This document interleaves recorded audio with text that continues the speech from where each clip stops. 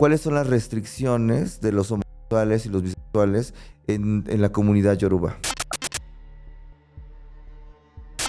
Pero si Orisha me dice, esto es lo que se tiene que hacer y tiene que suceder así, ¿cómo me voy a poner a contrariar a un ser superior en mi conciencia y mi cultura, que es superior a mí, al que le rindo tributo?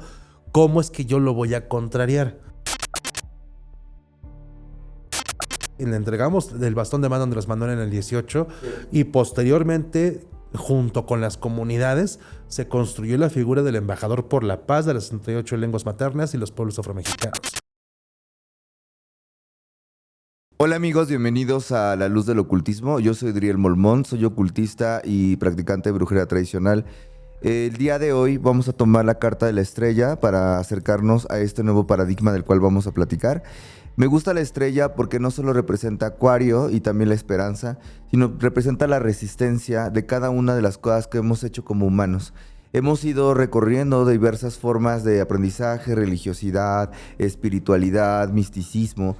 Y me lleva a este pensamiento de Adriana Díaz Enciso, que bien narraba Rita Guerrero en su canción.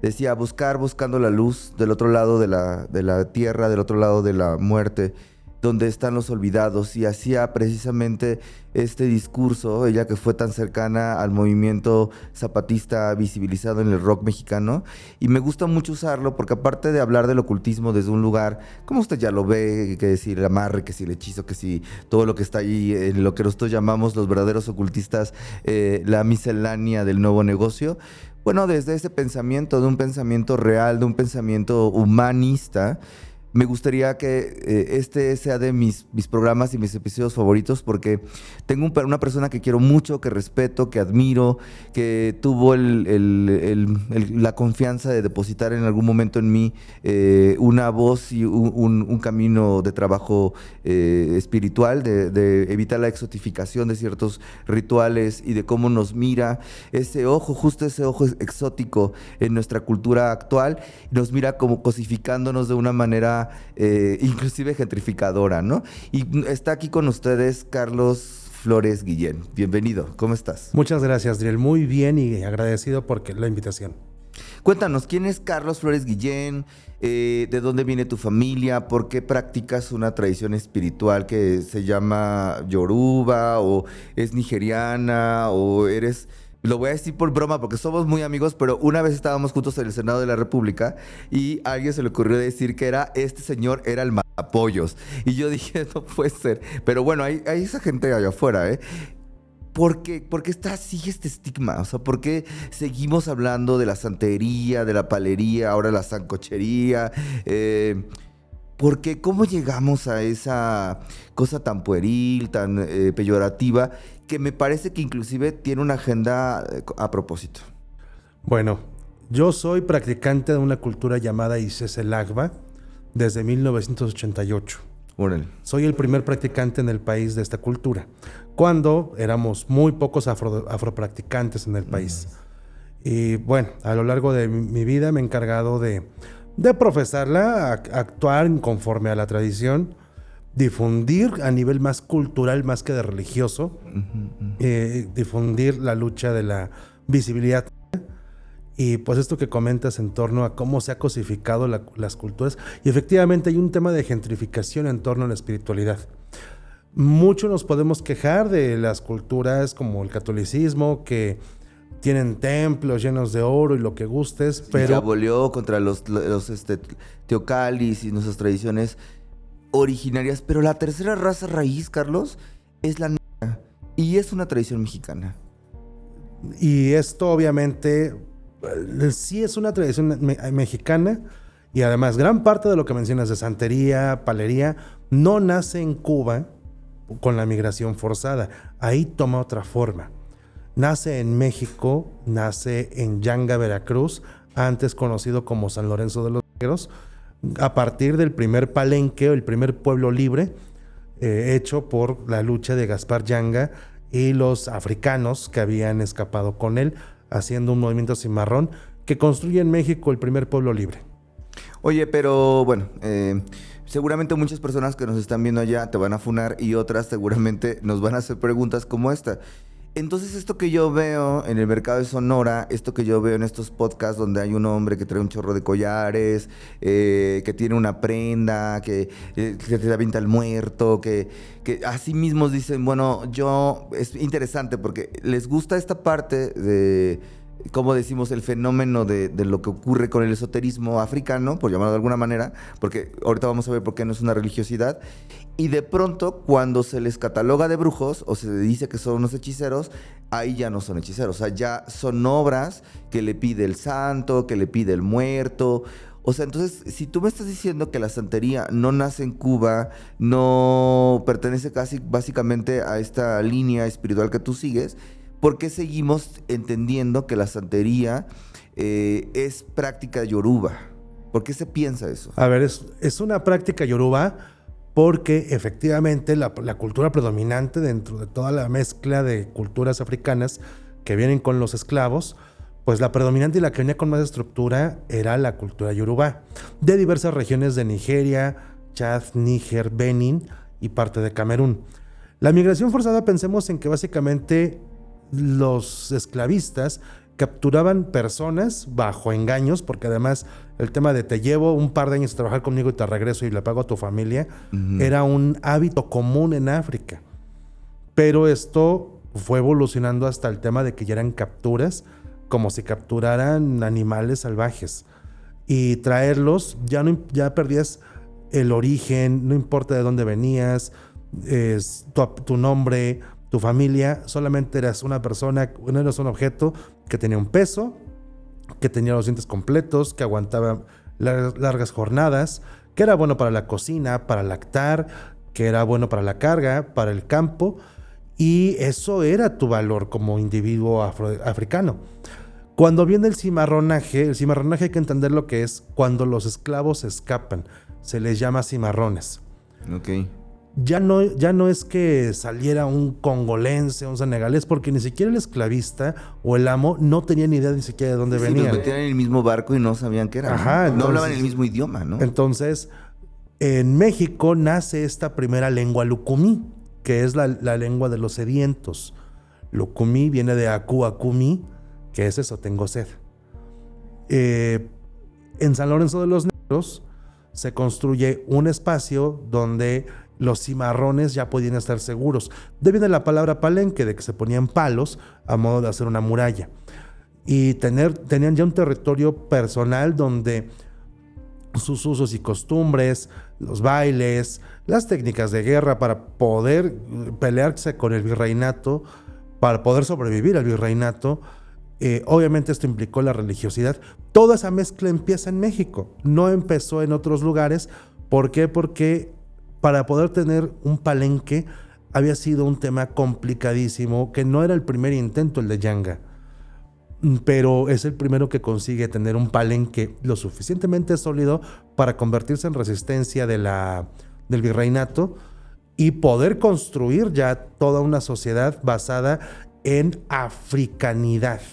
Uh-huh. Cuando llega esto a Cuba, porque obviamente los palenques se fueron extendiendo por varios países y aquí en México en varios estados, cuando se llega a Cuba con diversas estructuras africanas, el primer culto que se establece, el culto de Ogún, pues ya le da forma a algo que se había trabajado previo. Que Ogún, yo entiendo, es el guerrero, ¿no? Es el herrero, representa esa fuerza, ¿no? De resistencia, el protector, ¿no? Ogún es el orisha titular de un culto llamado Iyalá, que sí aborda la herrería, pero también está relacionado con el campo, con el tema agrario, con la medicina, con la vida y la muerte. Es el orisha de la vida y la muerte, porque representa la fuerza en todas sus manifestaciones, la fuerza del primer llanto al momento de nacer y la fuerza del último suspiro al momento de morir.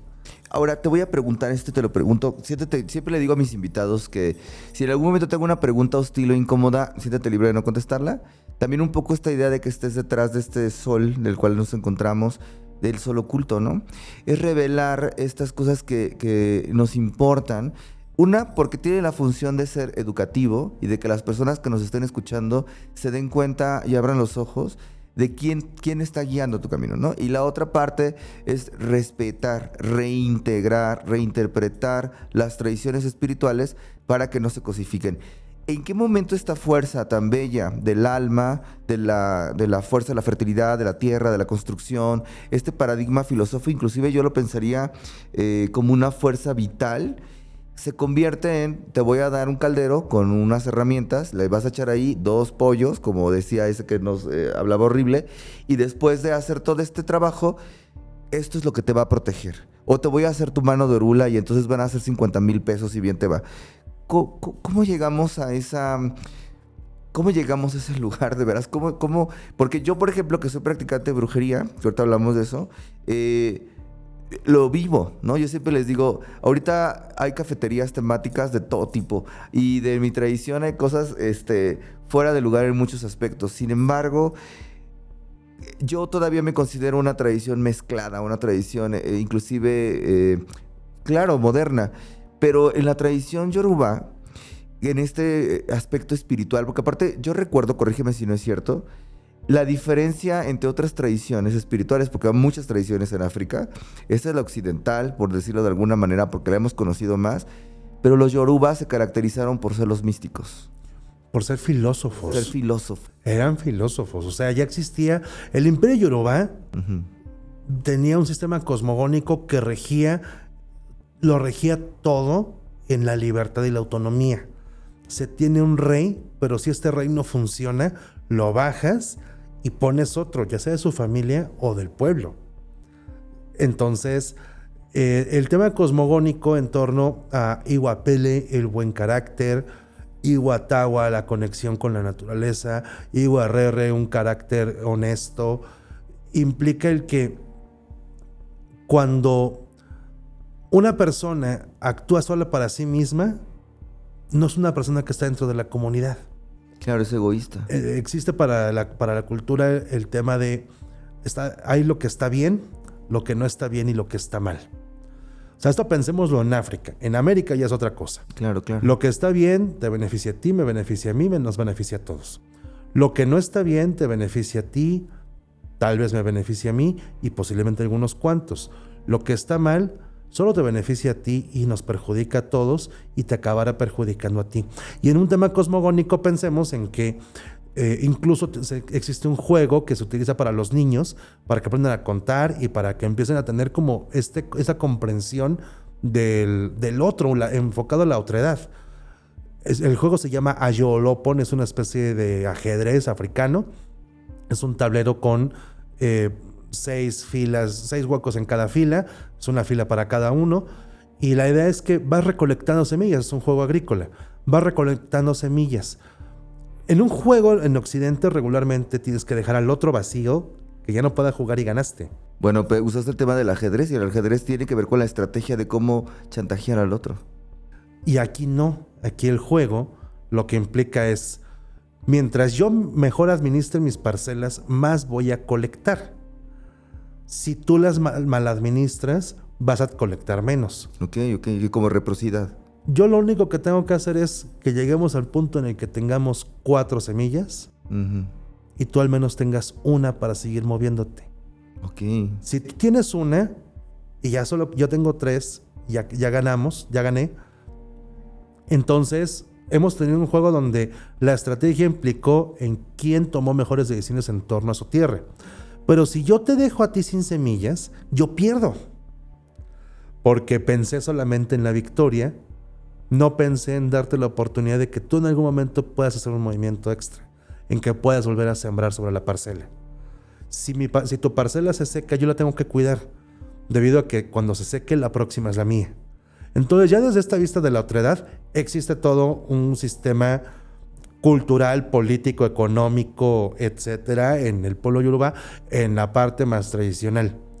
Ahora, ¿qué pasa en Cuba? O ¿qué pasa, mejor dicho, en América? No vamos a centrarnos en Cuba, en América, en la africanidad americana. Piensa que eso está padrísimo en el mejor ambiente, donde todos estamos de acuerdo con lo mismo. Pero si de repente tienes atrás a un tipo que te está agarrando latigazos porque te tiene que explotar, porque le costaste una lana y te tiene que sacar el mayor provecho, y todos los días te da de comer y demás, y eso lo ve como una inversión. Está padrísima la filosofía, pero en ese momento tienes que sobrevivir. Estas culturas nacen en el anonimato, obviamente a través del sincretismo, ocultando los íconos espirituales dentro de imágenes católicas y cuidándote todo el tiempo de que otro no te vaya a delatar. Y es que esto lo plantea Malcolm X. Existen los negros de casa y los negros del patio. El negro de casa, mientras más alamero sea, mientras más cuidadoso sea con el amo, sí, usted dígame qué hago, y soportas todo, adentro comes en la cocina y tienes un espacio adentro donde... El privilegio. Tienes un privilegio. Ajá. Es un negro que se volvió blanco. Sí, me recuerda a esta crítica que hace Tarantino con la filosofía de Django, ¿no? Como, porque lo lleva a ese espacio, ¿no? Es como, te crees blanco, ¿no? Así es. Entonces, cuando otro puede ocasionar un problema, de inmediato lo tiene que delatar. Entonces, ¿qué es lo que sucede? Te tienes que cuidar hasta de los tuyos, de todos los que estamos padeciendo las mismas circunstancias de esclavitud, pero como tú tienes un poquito más, lo vas a defender a capa y espada. Aquí es donde incluso viene entre la negritud y hasta con los pueblos indígenas de México. Por supuesto. Esta necesidad de pertenecer a lo blanco, porque ellos son el coto de poder. Son los propietarios de las casas, de los terrenos, de las fábricas, de los negocios y de las personas. Porque son los que ponen el apellido. Y son los que te quitan la identidad que te dicen quién eres, y te ¿no? bautizan y te hacen porque tú te conviertes en un objeto. Ahora pasemos esto a la modernidad. Si estas culturas, las culturas afrodescendientes, nacen a partir de ese terrible momento donde te tienes que despersonalizar y sobrevivir a costa de lo que sea, es evidente que el resultado que tenemos hoy en día de personas llenas de collares que amenazan con temas espirituales, que venden soluciones mágicas, claro que es normal, no está bien, pero proviene de una cultura de la segregación, de la discriminación, de mantenerte oculto y que finalmente también otorga una posición social y otorga un poder social. O sea, transforma a una persona que 500 años después vuelve a estar sometida por un entorno social y de repente se convierte en padrino y ahora ya todo el mundo le tiene respeto. Es de un momento a otro y ese respeto lo va a cuidar porque genera un privilegio. Y aparte se paga, ¿no? O sea, yo le preguntaba... Y es tan fácil como pagarlo. Es tan fácil como pagar. Bueno, ya parecen masones, ¿no? O sea, entre más te pago te doy un grado, pero justo le he preguntado a todos esto. Por ejemplo, le pregunté a un sacerdote, ¿cuánto ganas porque tú eres un sacerdote? ¿Te mantiene la comunidad? ¿No te paga la iglesia? ¿Es que? Y él le pagan. Le preguntaba a un escéptico, bueno, pero tú das conferencias de esto y te preparas y tal, pero te pagan el dinero, ¿no? Y justo aquellas personas que están allá afuera, quienes recurren, yo siempre digo esto, mira, la sensibilidad cuando uno va a buscar a un asesor espiritual, deja tú ya al abogado o al médico por cultura que los buscamos, no los vamos a buscar porque tú tengas cosas resueltas, lo vas a buscar porque vienes con una necesidad primaria de resolver un problema, el que sea. Entonces ya vienes caído, ya vienes lastimado y entonces... Del otro lado, donde se dice que esa cultura, donde no se entiende esa cultura, lo vemos en la misma televisión con los artistas que dicen que pertenecen a ciertos caminos espirituales afrodescendientes o africanos, se jactan por ser este tipo de personajes que dicen, yo te puedo solucionar esto si te metes al culto, yo te puedo solucionar esto si te rayas, yo te puedo solucionar esto si abandonas...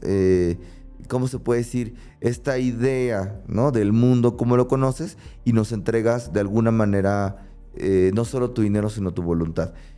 Me parece, como bien dices, que no se sobreentiende lo que está ocurriendo, pero me parece que es peligroso porque ha creado un auge muy fuerte a nivel mundial.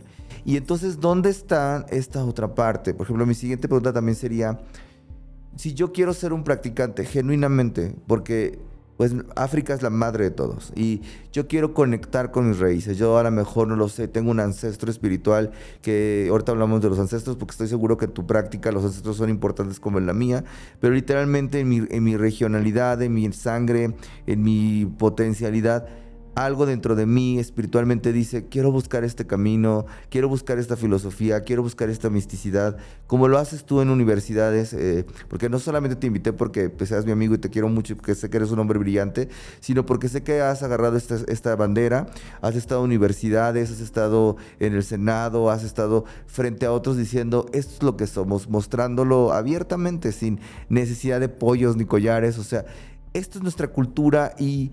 Entonces yo te preguntaría, ¿cómo yo puedo acercarme al culto? ¿O no se puede? A ver, para ser católico, el bautismo no basta. Hay un montón de bautizados y no No son profesan. católicos, claro. Lo mismo con Wicca, lo mismo con lo que gustes. El tener ceremonias, el tener íconos espirituales, no te hace practicante, te hace poseedor de una parte, pero eso es una forma de apropiación cultural. Esto que comentas de, por ejemplo, paga tanto y hacemos esto y con eso se soluciona, esos remedios mágicos, estas personas no están transmitiendo cultura, únicamente están transmitiendo una forma de apropiación donde yo te puedo dar una parte de esto y te soluciona la vida y sigue adelante. Entonces, convertimos a las personas en esclavos de, ay, es que los lunes le tengo que poner un coco, y es que tal día le tengo que poner una vela, y es que y hay gente que a veces no tiene para comer, pero va y le compra su fruta o su dulce a Eshu, su vela, porque no le va a ir mal, pues ya te está yendo mal. Bueno, Eshu en la visión cubana es el eguá. es el igual. Ajá. Pero hacen esto perdiendo por completo la tradición. ¿Y qué pasa, por ejemplo, en otras culturas como el catolicismo? Lo mismo. Muchas comunidades, no indígenas, sino comunidades en todo el país, padeciendo condiciones espantosas, pero tienen la fiesta patronal porque es parte de la identidad. Claro. Entonces, esto es una situación de qué tanto lo vas a razonar. ¿Cómo puedes participar o ser parte de una cultura? No es a través de una ceremonia. Si quieres tú ser parte de Isis el Agba o de santería o de Palomayombe, Vodún, lo que sea, lo que hay que hacer es adoptar la tradición tal cual. Y eso nos hace personas multiculturales, porque vengo de una cultura X, tomo otra, la adopto lo más que se pueda a mis condiciones en el lugar geográfico en el que me encuentro y al ritmo de vida que tengo. Y no solamente esa conveniencia. O sea, no es que los lunes soy practicante de Isis el Agba, el martes soy budista y el miércoles Hare Krishna, sino yo soy un practicante de Isis el Agba que desayuna como practicante, sale a trabajar como practicante, come como practicante y lo hago cotidianamente. Y por eso no tengo que andar cargando collares. Las consagraciones las tengo y esas siguen ahí, pero nunca va a funcionar ser parte de una cultura si no la adoptas. Si es tan fácil solo como pagarlo, entonces no estás adquiriendo nada. Pues no, porque tu Dios es el dinero, ¿no? Ajá. O le estás dando tributo al Dios de alguien más porque es el dinero y no te lo están transmitiendo correctamente. Ahora, fíjate, ya me voy a poner ruda en estas preguntas a continuación. Dale. Para ti, ¿qué es el Ori? Ori, existe una interpretación desde Isis el Agba que es mi yo espiritual. Uh-huh. O sea, esto, Carlos, es Orinu, es el yo material, uh-huh, que alguien le puso el nombre y pues es la percepción que tiene el mundo. Uh-huh. Pero esto se infla y crece y toma decisiones y toma una personalidad. Ori, al final, es nuestro yo más puro. Tenemos que buscar empatar lo más que se pueda con él para ir acordes a nuestro destino. Mencionabas ahorita lo de pagar y te dan y te solucionan y demás. Jamás vas a tener algo que está en contra de tu destino, algo que no está en tu lista de las cosas que tienes que hacer y vivir. Lo que pueden hacer determinados sacrificios es como coordinar el orden en el que suceden ciertas cosas, pero no van a haber más, sin embargo sí pueden haber menos. Ok. Y Ori lo que hace es todo el tiempo buscar recordarte quién eres Y cuando estás muy perdido o perdida, te acerca a Ifá. Pero entonces no te acerca a Ifá directamente al sistema de un sacerdote de Ifá o una sacerdotisa. Te acerca a Ifá. Ifá es un sistema filosófico sagrado de nuestra cultura, Ok. el cual contiene la historia y el mundo visto desde los Yoruba. Ujú. Entonces, a veces te va a mandar con tu mejor amigo porque tiene un fragmento de la historia que te puede centrar y llevarte a tomar una buena decisión. Fíjate, te pregunto esto del Ori porque, por ejemplo, y son varias cosas que seguramente la gente se está preguntando cuando ya destejamos que no tiene que ver ni con la santería, ni con la palería, ni con todas esas faramayas que la verdad las cosas como son no tienen sentido, ¿no? No hablo de las casas religiosas, sino hablo de los charlatanes. Pero, por ejemplo, aquí va la otra parte. Si ya hablamos del Ori, que es este ser, Ori. digamos, Ori, perdón, yo lo vería como un puente, ¿no? Es un puente entre la divinidad y nosotros. Es como esa parte del alma, ¿no? Quizás. ¿Así lo estoy entendiendo o es más profundo? No, es mucho más profundo. Bueno, entonces ya entendimos esto que es tan complejo. Pero bueno, mira, fíjate, yo te quería preguntar. Se dice, ¿no? Tú te rayas o no sé si estoy diciendo algo malo o bueno, porque pues es desconocimiento. O te coronas, es la palabra que se usa, creo que es la más popular, con un orisha. O sea, tú tienes un orisha tutelar, todos tenemos un orisha tutelar. ¿Esto es cierto? ¿Es mentira?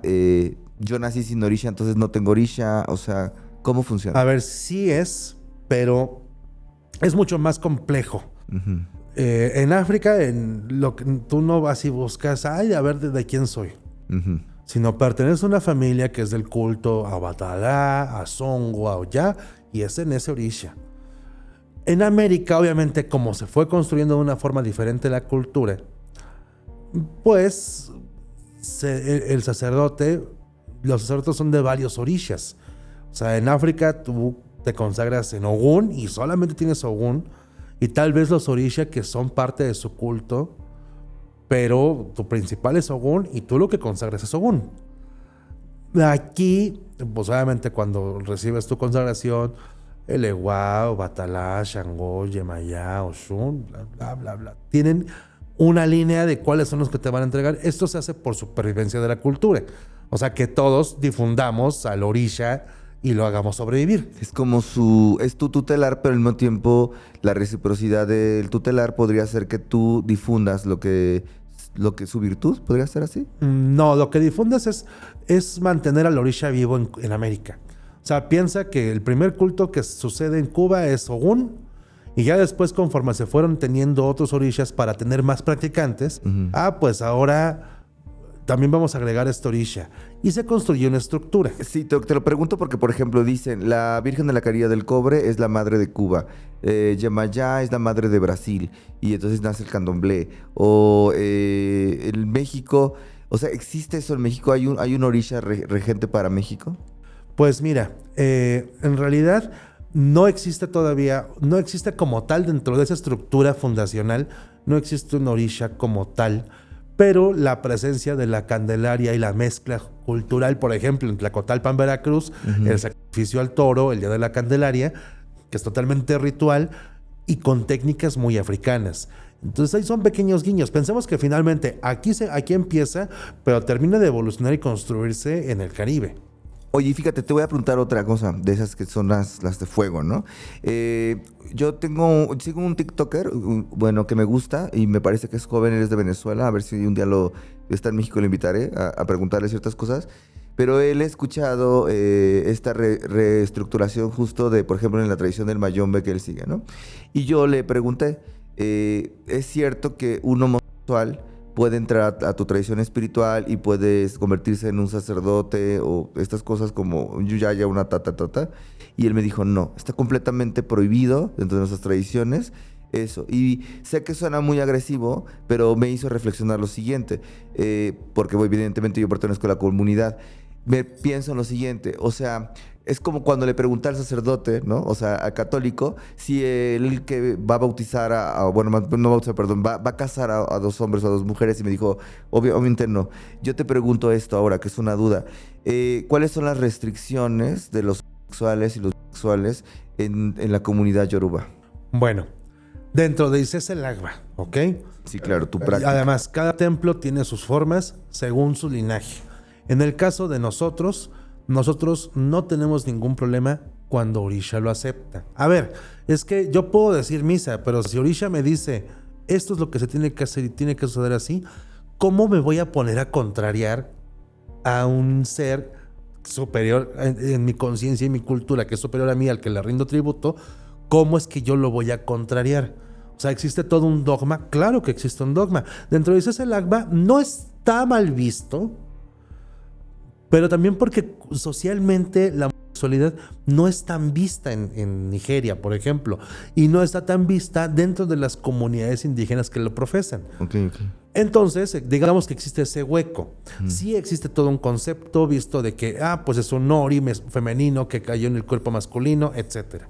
O sea, sí existe una cultura en torno a, pero no está lo suficientemente desarrollada, ya sea por la falta de visibilidad, ya sea por tal vez alguna forma de represión. Sin embargo, espiritualmente no están vetados. Okay. Obviamente, reitero, en Cuba, en Brasil, en Dominicana, en Nueva Orleans, en Haití, tienen otras reglas y otras formas, porque existe así dentro de su cultura y el dogma es mucho más rígido. Okay. Sí, pero yo ¿cómo le voy a decir a un Orisha? No, tú dices que sí, pero como el dogma dice que no, porque mis abuelos, ¿cómo los voy a deshonrar? Híjole, creo que sí habría que pensar en eso, ¿no? Mira, antes de llegar a la parte final donde sí te quiero que nuestros amigos sepan también tu trabajo, esta idea, ¿no? Hace poco hablaba con un hermano que hace magia ceremonial y magia tradicional, específicamente él es un chamán, es como, bueno, él se denomina un curandero, y yo le preguntaba, le contaba que ahora que está la exposición en estos museos de historia del espiritismo, del tarot, me refiero a la exposición del Munal, y de pronto yo le decía que qué vergüenza si yo fuera el representante del museo, porque quienes hacen este recorrido y estas conferencias, y ahora cobran estas conferencias, porque ya vieron que la cosa paranormal y ocultista y estas cosas, pues dejan el varo, ¿no? Yo le dije, oye, pues qué tristeza que en lugar de que fuera un practicante o una persona que sí existimos y que aquí estamos y para eso son estas charlas, no es quien está mostrando esa práctica, la está mostrando un arqueólogo, un güey que va a hacer libros con eso, una persona que se está tomando esa parte. Y justo te lo preguntaba porque también he ido a programas de espiritismo, ojalá y tú puedas ir de pronto a uno de estos programas, y yo les decía, el espiritismo de Allan Kardec es una apropiación de las tradiciones de nuestros pueblos y de nuestras formas hacia la tradición del mundo espiritual. O sea, él tomó esa tecnología, o llamarlo de alguna manera, esa regionalidad, esos cultos, esas fuerzas, y de pronto, como lo mezcla con la Biblia, como lo mismo que ha ocurrido en otras tradiciones, lo blanquea. Y esto ocurre también, yo siento que esto está ocurriendo ahora, como que este boom de estas técnicas ancestrales, de estos recorridos que más se malentienden, inclusive de estas prácticas, literalmente como ellos se vistan lo están blanqueando. Entonces yo te preguntaría ahora, esta es la siguiente parte, cuando tú empiezas a fundar el primer templo y empiezas a conectar con tu trabajo, pues literalmente de la, ¿cómo se puede decir? Del clan de donde tú desciendes, y das charlas y enseñas también en la lengua, porque yo tomé pocas clases contigo de la lengua materna. ¿Cómo llega esto al Consejo Nacional Indígena? ¿Cómo te conectas con ellos? La lucha en la que he estado por la visibilidad negra existe desde los 80s. Y esto me ha llevado a tener una fuerte participación con diversos pueblos indígenas, hasta que, bueno, con el Consejo Nacional logramos hacer el plan de Poza Rica en el 2020, con el cual se busca la visibilización, dignificación de las identidades indígenas y afromexicanas. Como un pequeño dato, yo fui investigador de la UNESCO para la Ruta del Esclavo, además de que he participado en varios procesos legales del país para que se pueda reconocer la identidad negra como patrimonio inmaterial del país, que tengamos un censo, que tengamos, ya aparezcamos en la Carta Magna, y varios de estos temas. Hemos sido muchos los actores, o sea, no solamente yo, finalmente muchos hemos aportado esta parte, y el sumar con el Consejo Nacional hoy nos ha permitido tener una visibilidad muy diferente, y ya no solamente en México. a través del movimiento de la Alianza América Indígena Autónoma, Ujú. hemos logrado construir un ambiente donde haya más visibilidad y equidad para nuestras identidades. Bien, y entonces viene este tema que fue tan, bueno, lo hemos vivido juntos, que fue tan polémico desde muchos, pues de muchos factores, de muchos observadores, que son el tema del bastón de mando. Esta investidura, que es una responsabilidad, no es un premio, no es como échale ganas porque ahora ya te llevas padre con tus pueblos originarios, que está tan de moda hablar de los pueblos originarios, que ya ahora vemos, por ejemplo, que la presidenta actual de nuestro país portó y porta un bastón, y ahí voy a usar otra cosa que me corregirá si está mal. Cuando el presidente Andrés Manuel, el expresidente pues de nuestro país en México, le entrega el bastón a Claudia, es completamente, yo pienso que está mal, porque el bastón en esta representatividad no es algo que se le otorgue, no es un objeto, no es algo que se le otorgue a una persona porque tiene un mandato sobre los pueblos. O sea, estamos entendiendo que tiene que ver con otra cosa. Bueno, tú que perteneces a este grupo donde otorgas a ciertas personas responsabilidades, de alguna manera esta figura del bastón, ¿cómo sientes que actualmente está ocurriendo después de esta visibilidad que hemos tenido con el presidenta, con otros sectores que también dudan acerca de si alguien tiene ese bastón o no? O sea, ¿cómo está la figura actualmente de la entrega del bastón? A ver, el bastón de mando es una figura tradicional de los pueblos indígenas posterior al virreinato. En el proceso de colonia se construye este símbolo tomado del manípulo español para tener un símbolo de autoridad dentro de la comunidad. Un representante que esté a la altura del virreinato. Uh-huh. ¿Qué jamás sucedió? ¿Hay una deuda histórica con los pueblos indígenas y afrodescendientes? Claro que la hay. Y no solamente por el Estado, sino por la sociedad occidental y blanca. Claro que existe una deuda histórica. Y cuando se forma el movimiento y se crean los embajadores por la paz, nosotros, yo soy parte de ese comité, y le entregamos el bastón de mando a Andrés Manuel en el 18, y posteriormente, junto con las comunidades, se construyó la figura del embajador por la paz de las 68 lenguas maternas y los pueblos afromexicanos. Personas que no son dentro de la comunidad, pero que son portavoces y abren caminos. ¿Cómo vamos a solucionar esta deuda histórica si no nos sumamos a aquellas personas que tienen las herramientas, el interés, la empatía y no buscan cambiarnos? Sin embargo, nos abren un camino donde otros nos ponen el pie. Entonces, el sumar a estos aliados, que son los embajadores, ha construido un ecosistema de equidad y de igualdad. Sin embargo, a partir de la entrega de Andrés Manuel, pareciera que se hizo un boom de vamos a entregárselo a todo el mundo. Las comunidades tienen su autonomía de hacerlo. Cada comunidad hace su acta de asamblea. Si todos están de acuerdo, lo entregan como un acto de hermanamiento. Tú no eres de mi comunidad, pero te reconozco como parte de mi grupo. Y eso está padrísimo, y nadie tiene el derecho de poner en tela de juicio la voluntad de la asamblea. Así es. Sin embargo, lo que tampoco está bien es que vengan asociaciones civiles, organizaciones o gobiernos a querer endulzar el oído de las comunidades, prometiéndoles una mejora en la calidad de vida, a cambio de que hagan un espectáculo que exotiza la identidad y un símbolo de hermanamiento. Nosotros cada año realizamos esta entrega. Tú lo recibiste con nosotros en el 2021. Es mi responsabilidad. Junto con otros camaradas.